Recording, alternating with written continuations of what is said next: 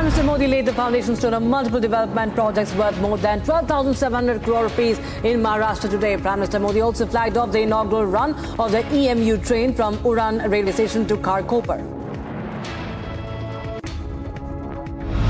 आज दुनिया के सबसे बड़े श्री ब्रिज में से एक ये विशाल अटल सेतु देश को मिला है। ये हमारे उस संकल्प का भी प्रमाण है कि भारत के विकास के लिए हम समंदर से भी टकरा सकते हैं, लहरों को भी चीर सकते हैं। आज का ये कार्यक्रम संकल्प से सिद्धि का भी प्रमाण है। Prime Minister Modi inaugurated Mumbai Trans-Harbour Link in Navi Mumbai today. It's also known as the Atal Setu. It's been named after former Prime Minister of India, Atal Bihari Vajpayee, and is the longest bridge in the country.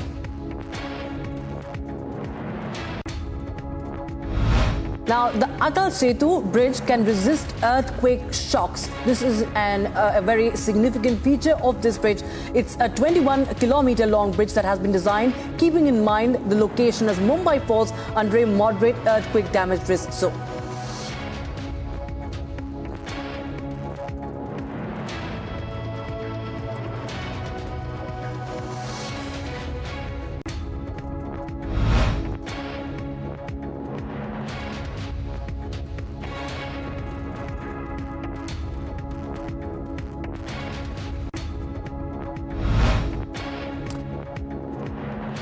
Maharashtra Deputy Chief Minister Ajit Pawar has said that it was an important day today for the country in the Maharashtra. He also called Atal Setu's inauguration a matter of pride and hailed the Prime Minister Modi government for changing the face of India.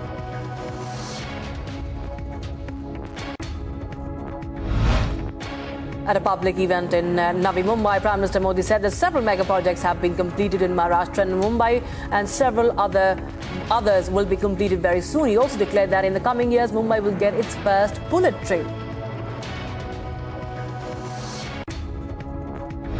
During his visit to Maharashtra, Prime Minister Modi took part in Swachhata Abhiyan at the Sri Kalaram Temple in Nasik.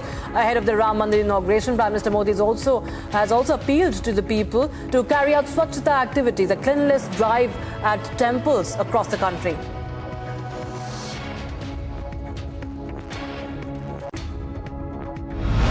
Speaking at Vibrant Gujarat Global Summit, Union Home Minister Amit Shah said that he can say with a guarantee that Prime Minister Modi will emerge as a Prime Minister for the third time, and that in the next few years, India will become the third largest economy. Shocking case of moral policing has come to light in Karnataka's Haveri district, where an interfaith couple was assaulted and beaten up by a group of men. The woman has alleged gang rape by those accused 7 men. Congress Karnataka Minister Ishwar Khandre says that stern action will be taken against the accused. Police is investigating the matter and law will take its own course. He further went on to say that unlike BJP, Congress does not indulge in dirty politics and does not shield the goons. Former Karnataka Chief Minister Basavaraj Bommaya attacked the Siddaramaiah government for its inaction against the miscreants as they belong to the minority community. He also added that law and order has collapsed in the state. Ahead of the consecration ceremony on the 22nd of January, IG Range Ayodhya Praveen Kumar and other police officials held a meeting with members of Nishad community and other locals earlier today. Members of the community and other locals will help the police maintain law and order during the ceremony and the days leading up to the event. BJP leader Mukhtar Abbas Naqvi has hit out at the Congress party, calling it arrogant for declining the Ram Mandir invitation, calling the Congress party as Bahubali or Bahubali of Bahishkar politics. He says that they had a habit of opposing every good thing in the country. CPIM leader D. Raja has attacked BJP, saying that the Pran Pratishtha is a RSS-sponsored event. Raja alleges that this was done for elections and Prime Minister Modi is mixing politics with religion. Acharya Pramod Krishnam of the Congress party has appealed to all the political parties to accept the invitation to the Pran Pratishtha ceremony, saying that Ram Rajya will be re-established on the 22nd of January. He further went on to say that the leaders should avoid interpreting religion on their own. Bosherhaj Subdivision Court has remanded the two arrested to 3-day police custody in the Sandesh Khali ED attack case. Now, this comes in the wake of an incident when a team of ED officials were attacked during a raid in West Bengal's Sandesh Khali. Tamil Nadu BJP President K. Annamalai was booked for promoting religious enmity between two groups today. A case has been registered against Annamalai under Section 153, 504, 505 in Bombadi Police Station. Ahead of Lok Sabha elections, India Alliance will have a virtual meeting tomorrow to discuss strategy on seat sharing. National convener of the alliance will also be decided. Meanwhile, the seat-sharing meeting of Samajwadi Party and Congress was cancelled as SP is miffed with the Congress High Command's silence on their state leaders' assertions to approach the BSP to join the alliance. Aam Aadmi Party Rajya Sabha candidates Sanjay Singh, Swati Maliwal and N.D. Gupta received their certificates from returning officer Ashish Kundra after they were elected unopposed. A Chennai court has dismissed the bail petition of Tamil Nadu Minister Senthil Balaji. Balaji was arrested by the ED in a money laundering case. Jharkhand High Court has quashed 4 FIRs registered against BJP MP Nishikant Dubey over various statements made by him on social media platforms during the Madhupur by-polls. Ahead of the consecration ceremony of the Ram Temple, a 35-meter long and 6.5-meter wide banner depicting Lord Ram has been hung on an apartment building in Surat. Chief of Defence Staff General Anil Chauhan addressed the NCC cadets at NCC Republic Day camp and said that their training, ideals, ethos and the charter of the organisation will help make India a developed country by 2047. Now, ahead of the 75th Republic Day celebration, security has been beefed up across Delhi. Delhi police is on high alert, especially in areas like Geeta Colony and the Yamuna Khadar area of the national capital. Ahead of terror action blueprint meet in Rajouri, Northern Army Commander and GOC White Knight Corps interacted with the troops and lauded them for high morale and round-the-clock vigil. They urged them to continue working with zeal and dedication to provide a stable security environment. Delhi's Patiala House Court has extended the police custody of Hizbul Mujahideen operative Javed Ahmad Mattu for the next 5 days. He was arrested by the Special Cell of Delhi Police last week. Police used water cannon to disperse youth Congress workers in Kannur. Protest was against the arrest of State Youth Congress President. Protesters were later detained by the police. Sri Mandir Parikrama, which is also called Jagannath Heritage Corridor project of Lord Jagannath Temple, has been completed and handed over to the temple administration. Project includes parking places, Sri Setu, pilgrimage centres, a new road to facilitate the movement of pilgrims, toilets, cloakrooms, electrical works and other visitors' amenities. Goa authorities conducted a routine medical examination for Bengaluru startup CEO Sutana Seth, who's accused of murdering her own 4-year-old son. As per official sources, over 971 cases of JN.1 variant of the COVID-19 have been recorded in the country so far. Citizens have been asked to take precautions. Explosions were heard and flares fell over Gaza as Israeli military operations in Gaza have recently focused on the southern city of Khan Yunis and urban refugee camps in the territory's center. Hundreds of people have been killed in recent days in strikes across the territory, including in areas of the far south where Israel told people to seek refuge.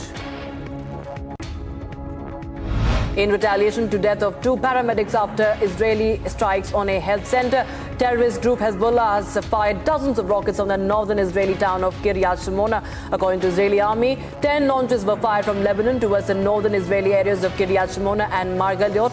No reports of injuries or damage.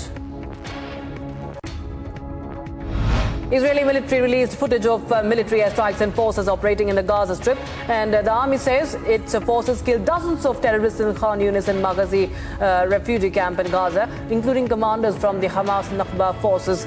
In fact, Israeli military operations in Gaza have recently focused on southern city of Khan Yunis and urban refugee camps in the territory's center. Israel has begun its argument to defend itself against South Africa's allegation that the war with Hamas amounts to genocide against Palestinians. The hearing is at the UN's top court, the ICJ. Israel strongly denies the claim by saying that genocide is being weaponized. Meanwhile, South Africa demands for an order for immediate suspension of Israel's military offensive in the Gaza Strip. Pro-Palestinian protesters have gathered outside UN's top court as Israel defends itself against South Africa's allegation that the war with Hamas amounts to genocide against the Palestinians. Israel strongly denies the claim. Its Prime Minister Benjamin Netanyahu has blasted the allegations as hypocrisy. Israeli spokesperson has said that he is confident that the United Nations top court will see the reality of what's going on in reference to South Africa's allegations that it is committing genocide with its devastating military offensive in Gaza. But the spokesperson criticizing the case that opened on Thursday in The Hague's International Court of Justice, criticized and said that 136 Israeli hostages were held in Gaza by Hamas, and it was not even mentioned once. The White House staunchly defended Israel as South Africa accused the country of genocide in the United Nations top court. The White House said that genocide is not a word that can be thrown around lightly, and in a case that strikes at the heart of Israel's national identity, South Africa formally accused the country of committing genocide against Palestinians and pleaded with the United Nations top court to order an immediate halt to Israeli military operations in Gaza. 9 were killed after an airstrike in Rafah by the Israeli Defense Forces. Bodies wrapped up in white sheets were brought at Abu Yusuf al-Najjar Hospital. The spokesperson of the hospital, Talat Barghouth, said that there's no room in the morgue for all the bodies and a lack of Islamic burial shrouds, known as the coffin, to give dead a proper burial. The International Monetary Fund said it expects a continued resilient global economy in 2024, but that there is still a lot of work to do to lift global growth. IMF is in discussions with Egyptian officials over economic reforms amidst the ongoing conflict between Israel and Gaza.